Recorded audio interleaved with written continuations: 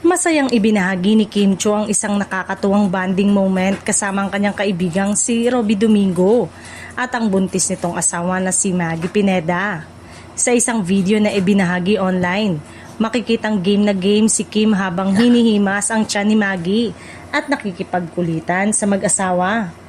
Hindi naman napigilan ni Kim na biruin si Robby tungkol sa nalalapit nitong pagiging ama. Habang nagtatawanan ng lahat, pabirong isinigaw ng aktres at TV host ang katagang Daddy Club ka na agad namang ikinatuwa ng mag-asawa at ang mga netizen na nakapanood ng video.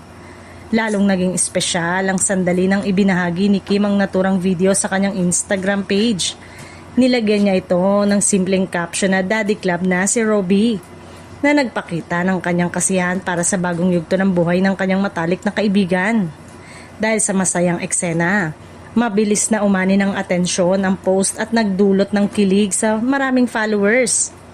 Marami ang natuwa sa pagiging supportive ni Kim sa kanyang mga kaibigan, habang ang iba naman ay agad napunta sa usapan sa kanyang personal na buhay at love life.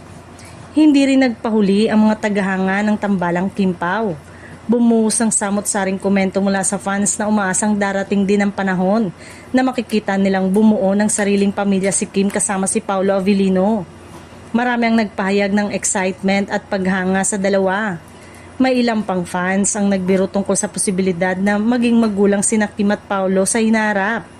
At may mga nagsasabing handa na silang suportahan ang anumang susunod na kabanata sa buhay ng aktres. Sa ngayon, nananatiling masaya ang mga tagahanga sa bawat update at simpleng sandali na ibinahagi ni Kim sa social media.